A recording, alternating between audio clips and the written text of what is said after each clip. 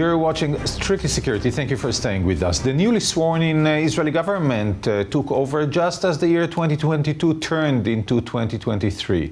And as always, in the beginning of each year, the IDF's Intelligence Directorate will deliver its annual assessment to Israel's civilian leaders, compiled in recent weeks and recently published in an exclusive article in Israel Hayom daily newspaper. It offers a wide-ranging analysis of the various challenges Israel will face in 2023, along with the opportunities that could be seized in the coming year. With me here in the studio to discuss all of that is Professor Efraim Inbar, President of the Jerusalem Institute for Strategy and Security. Thank you so much for joining us today. My pleasure. So, if I had to sum up what the IDF's intelligence is saying, is three layers. One is what's happening in the world. The second one is what's happening in Iran and with Iran. And the third layer is the Palestinian issue. Do you agree to that? I think that the analysis, the three-level analysis, is fine.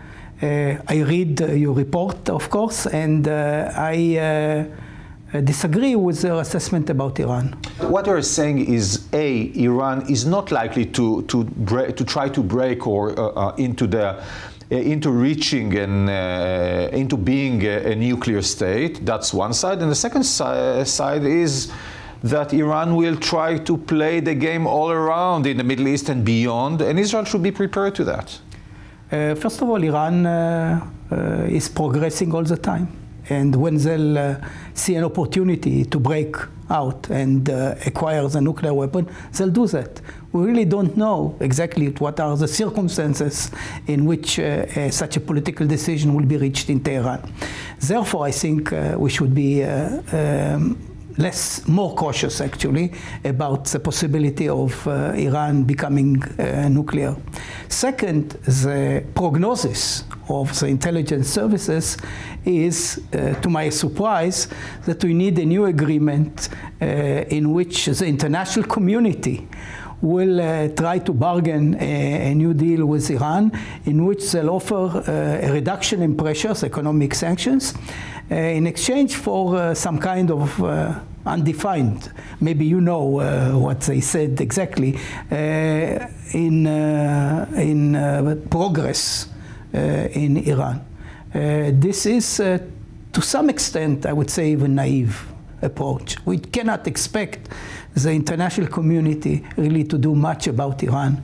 They were dragged into sanctions by the Americans, and they, as we know from Borrell, the foreign minister of the European Union, they want a deal. They want a deal just as President Biden. So what do you answer to those in the intelligence saying that we are in a situation whereas Iran, if it decides to break through, it can do it tomorrow, and then Israel has one option which is not very good, which is to attack? I think that Iranians will not stop trying to get a bomb for good strategic reasons, by the way. Of theirs? Of theirs, of course.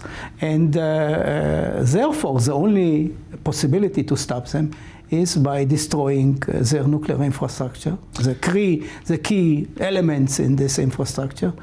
And we should realize that we are on our own. We are alone in trying to stop Iran from becoming nuclear. So what you're saying, Professor, is that Israel should stop thinking that it has its allies which will do the work for it, either the Americans who will attack for us or the Europeans who will bargain a new deal for us.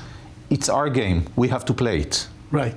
I think you got the gist of my reply. It is, we are alone in this. Nobody is going to save Israel in this situation because we have to realize the Iranian threat is not as big for the Europeans, for the Americans, as it is for us. One disturbing thing that comes out from that assessment by the IDF intelligence is that, or two things, regarding Iran and the nuclear capabilities, is that looking at the war in Ukraine, A, the world got used to speaking of nuclear weapons because of the Russians and the possibility of them using nuclear weapons, and B, because the Ukrainians gave up their weapons 3 decades ago, each state understands from that if you have a nuclear weapon, you're safe, you're immune. You are completely right. I think that the Ukrainians are very sorry for their agreement with Europeans, Americans, and Russia to give up their nuclear weapons. There is another lesson from Libya that gave up its nuclear option and was invaded by Western powers. And therefore, and as I see from reports in Iran, this is the same tune in Tehran. They believe that they need the nuclear weapons in order to defend themselves. So let's put Iran in the side, although everything is connected to everything, but the first and foremost thing that the IDF intelligence is looking at is what's happening in the world. The weakening of the US, the fact that the US is more and more concentrated and concerned of what's going on within the US and not what's going on outside of the US. The US-China confrontation, which gets wider and wider, the war in Ukraine, and all of that is leaving Israel and the Middle East aside. And if going back to your previous answer regarding Iran, it leaves us alone. Indeed, it leaves us alone.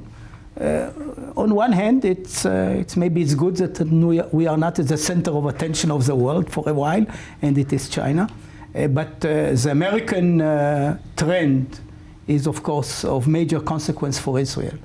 And actually what we see as a result of the Ukraine war, the American attention is diverted from facing its major opponent, China, to a secondary opponent, which is Russia. And actually, in my views, Americans already have achieved their strategic goal of weakening Russia, and they should hurry, in my view, to end the war and indeed divert their attention to Asia. What you're saying is before Russia gets stronger again, the war should be ended. I think before they... or before the Americans become weak as well. They exhaust their capabilities. Lines of producing ammunitions are not producing enough ammunitions for the Ukrainians. And this is a problem that the Americans will have to face. But one thing which is coming out of those international trends, which relates to our area, for example, you see Lebanon as a failed state. You see Jordan and Egypt fastly reaching or possibly reaching the same situation as failed states because they don't have money, they have food problems, energy problems, etc., and that's a thing which is a major concern for Israel as well, Israel's security. Again, you are right. I think Jordan is an easy case because it's a small country and a few $1 billion can maybe improve the situation there.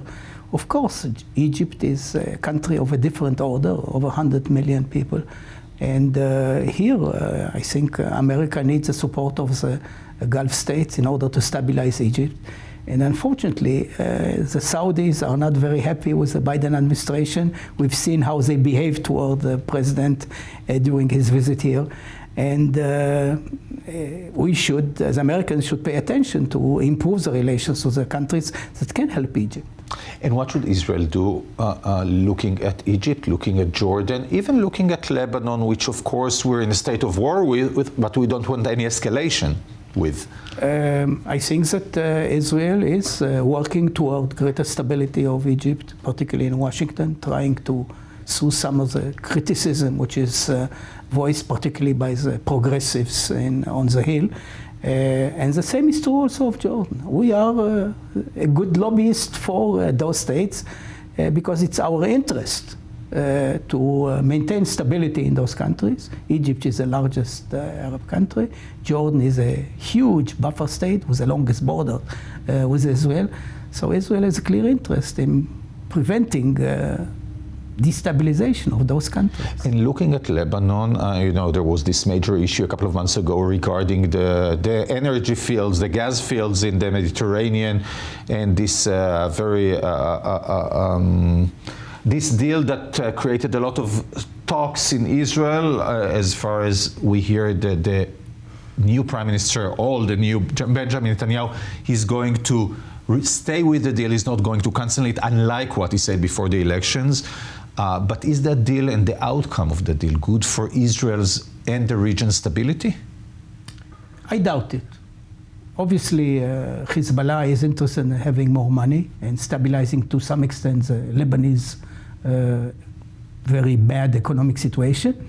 But we shouldn't forget that it's subservient to Iranian wishes. And if Iran decides that a war or some kind of tension with Israel is needed for their own goals, they'll command Hezbollah to do exactly that. Let's move on to the third layer, which is the Palestinian arena. The Israeli intelligence look at it as one issue, not divided between Gaza and the West Bank, as we used to do in previous years, but it says since President Abbas, Abu Mazen is 87 plus and reaching the end of his era, since everything is in turmoil, we should look at it as one arena and decide what we want to do with that. A decision on what to do is not only dependent upon us. It much depends on the Palestinians. There's going to be a succession struggle, particularly in the West Bank. And I think we should identify those forces that could be helpful to us. I'm not advocating any Israeli intervention. We better stay out of it. And Gaza is a different arena. I don't think they are together. Gaza gradually develops a separate identity. And in my view, this is not such a bad consequence because it weakens the Palestinian national movement. And the attempt of Hamas from Gaza to become more and more of a statesman in trying to move on to the West Bank as showing them we can lead, we can rule, we can bring a new future to you, West Bankers, as we did in Gaza? I don't think that the economic situation in Gaza is very promising, is very enticing to other Palestinians. Of course, there is support for Hamas because the current Palestinian regime is very corrupt and does not have much legitimacy. But I don't think that Gaza will take over the West Bank, and if it gets close to it, I'm sure Israel will intervene. So to sum it all up, do you agree with the army intelligence that everything is connected to everything and you have to look at it as one big puzzle, that you have many pieces that you have to work very delicately to combine them, to avoid mistakes and to try and achieve as many opportunities as you can in this very chaotic world? Yeah, caution is always warranted, and we should be careful, when we live in this type of neighborhood, when we don't know what's going to happen tomorrow. But what would you suggest if you were asked by the new government that just started its days? What would you tell it regarding this assessment of the army intelligence and looking at the arena? With the exception of Iran, I would advocate staying cool, see how things develop, and too much activism is not a good proposition. And regarding Iran? Iran, we actually neglected for a while the preparations to make a muscular response there, and we should speed up those preparations in order to be ready. Professor Efraim Inbar, President of the Jerusalem Institute for Strategy and Security, thank you so much for joining us today My for pleasure. this conversation. Thank you.